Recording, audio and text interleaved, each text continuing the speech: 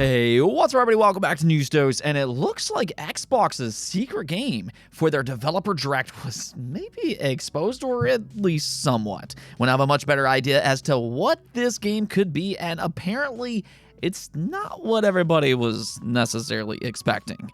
So we're going to get into all of that, as well as the latest information for the Switch 2, which includes a possible release date. Yeah, it's finally on its way. So let's just go and get right into things. And speaking of secret Xbox games, one of the worst kept secrets in the industry right now is the Oblivion remake.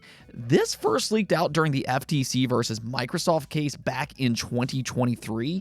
So we've known about it for a long time, and that Bethesda was at least considering an Oblivion remake at one point in time. Well, more information has since come in that quote-unquote further confirms the rumors. This comes from MP First, and they reported, "Today we can confirm the project is indeed real. A mistake made by former Virtuous employee has provided us with not just confirmation of its existence, but also insights into gameplay improvements set to be implemented to the original game." The information comes from the website of a former Virtuous employee whose name we won't disclose for privacy reasons, and who worked on the game from 2023 to 2024. Before this, the individual worked on games such as Epic Mickey Rebrushed, Call of Duty Warzone, and more. A description of the project provided on the site confirms that the title is being developed using Unreal Engine 5 and will be fully remade, hinting at significant changes in this reimagining compared to the original game.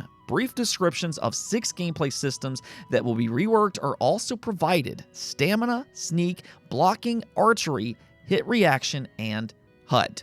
So, I mean, the fact that it's allegedly running on Unreal Engine 5, or at least according to this report, that theoretically would mean that we're talking about a legitimate remake and not just a simple remaster. To me, that's always been my biggest question since we first heard about the original leak. You know, exactly how much effort are they actually going to put into it?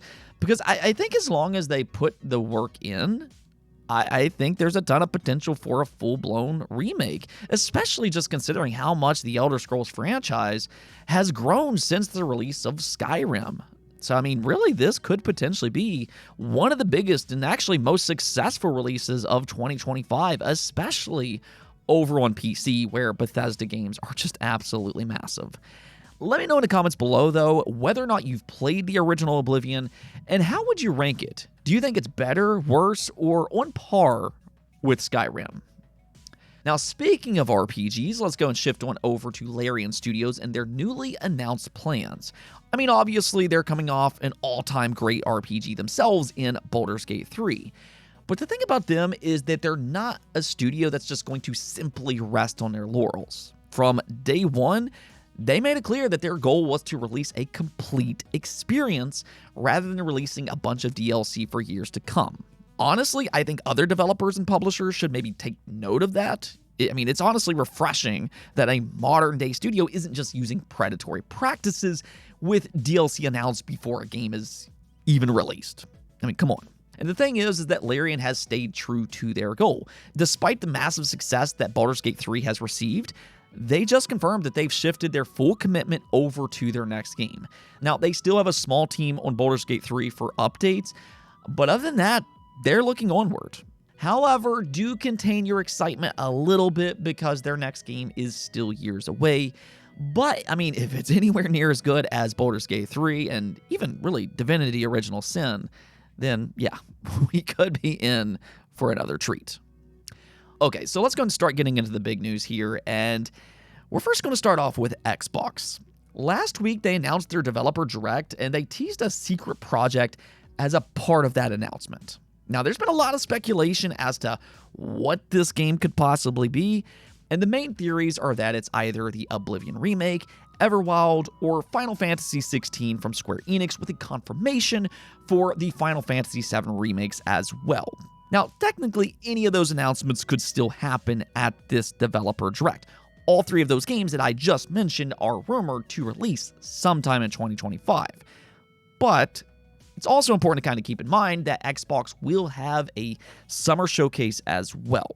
So they don't necessarily need to rush any of these announcements out. For the first time in Xbox's history, they can kind of pace themselves because they have more games in development than they've ever had before. So even if none of those games gets announced this month, don't worry too much. They could easily announce them a few months from now, possibly at the Xbox Summer Showcase.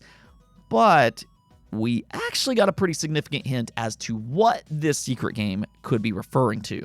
And it sounds like it's something that nobody was expecting.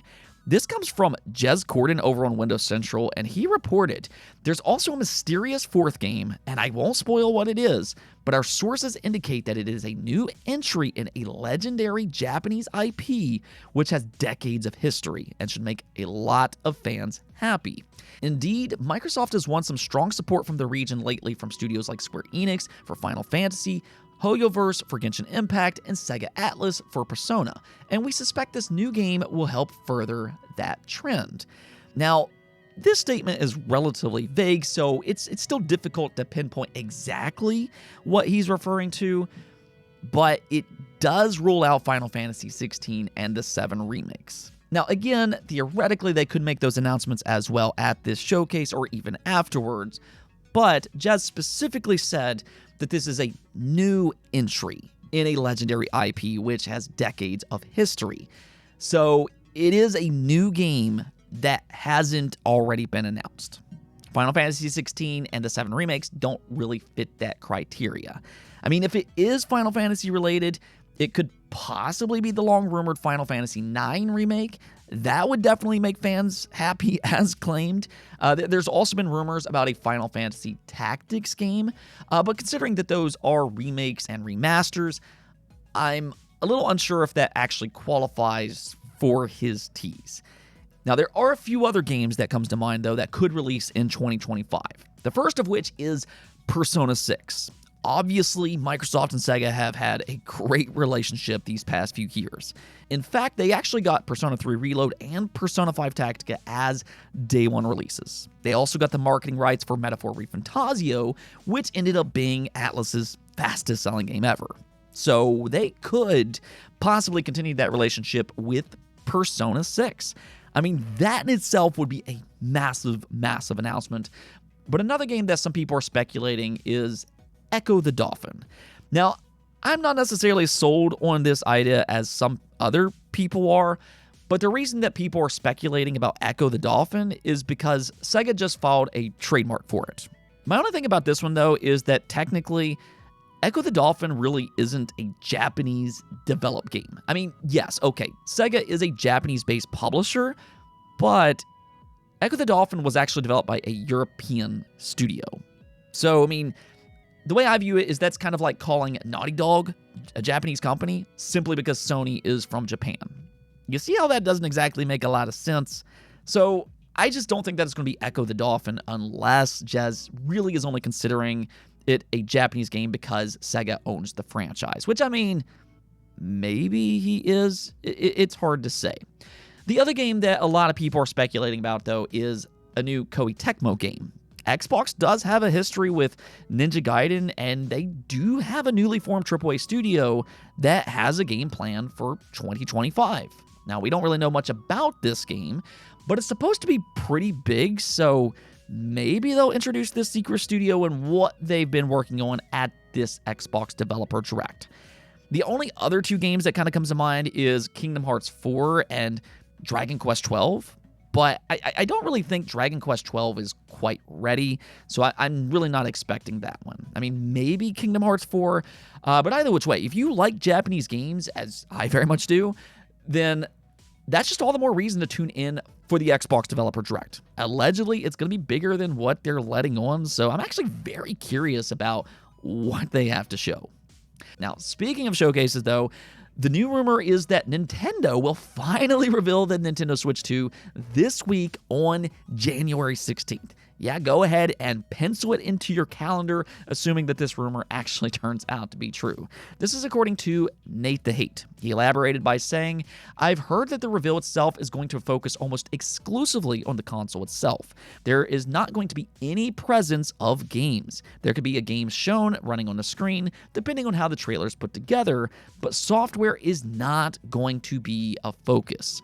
So apparently they're going to reveal games at a later date, probably in February, And the Video Game Chronicle actually corroborated this report as well. They mentioned that they also heard that Nintendo is planning a two-part reveal, one that focuses on hardware, and then a later one that will focus on software. Now, I'll be honest with you all here, I'm actually much more interested in the software showcase because for me, it's really the games that are the most important thing. But with that said, there are still some really exciting things that they could announce at its hardware reveal. One is its price, and also its release date, which Nate believes will be May or June. And that's something that we keep hearing about. By all indication, or at least according to all of the different rumors that we've heard, it will launch anywhere between April and June. I know some people are still a little bit worried that it'll be a holiday launch because that's typically when new consoles releases. But, I mean, you also have to kind of remember that Nintendo, they like to march to their own beat. They're not like Sony and Xbox. And in fact, the original Switch actually launched in March of 2017. So an early release is actually very plausible coming from Nintendo. Now, beyond that, though, I do want some answers for some of the things that we don't know about, which is more details about its backwards compatibility. I want to know if the Switch 2 will improve original Switch games. That would be absolutely amazing. I also want to know about the leaked IR sensors that's allegedly on the sides of the Joy-Cons. And I also want to know about the C button that we keep seeing from all of these leaked accessories, assuming that they're actually accurate. So even though I want to see what games they have planned, I'm still extremely excited to get some official news from Nintendo themselves regarding the Switch 2. I mean, we did it. Soon the rumors will calm down. I've had enough of talking about those as well, and we'll finally get to talk about the actual Switch 2 and what Nintendo has to announce themselves. Let's go take a look at the poll of the day, though, where I asked you all, do you like the direction that Xbox is going in with their multi-platform, but not necessarily completely multi-platform approach? And it actually seems like most of you don't mind this decision. I thought this particular comment by Combat Carl was very well said. Carl stated that I don't really mind. I wouldn't say that I'm in love with this strategy, but whatever. Microsoft has to keep the money machine set in the right direction. I just appreciate if they could state what is going to be multi-platform, timed exclusive, or flat out exclusive. One thing I don't like is the guesswork and speculation about what's going where. And that is one thing that I've noticed from Xbox fans this past year. They seem fairly happy about the overall Xbox ecosystem, which is, of course, led by Game Pass, which has, been really good. And there does seem to be some optimism when it comes to their future and their potential PC Xbox OS plans. But Xbox's messaging in specific hasn't necessarily been perfect. I believe that's probably because they themselves are taking this one day at a time and it's kind of fluid, but it's definitely different than what we're used to seeing. Either which way, though, I mean, it seems like most of you all are okay with their plans as we know it, and that's good to hear. Anyways, though, that's going to be it for this episode, but until next time, make sure to subscribe, ring that bell, and peace out.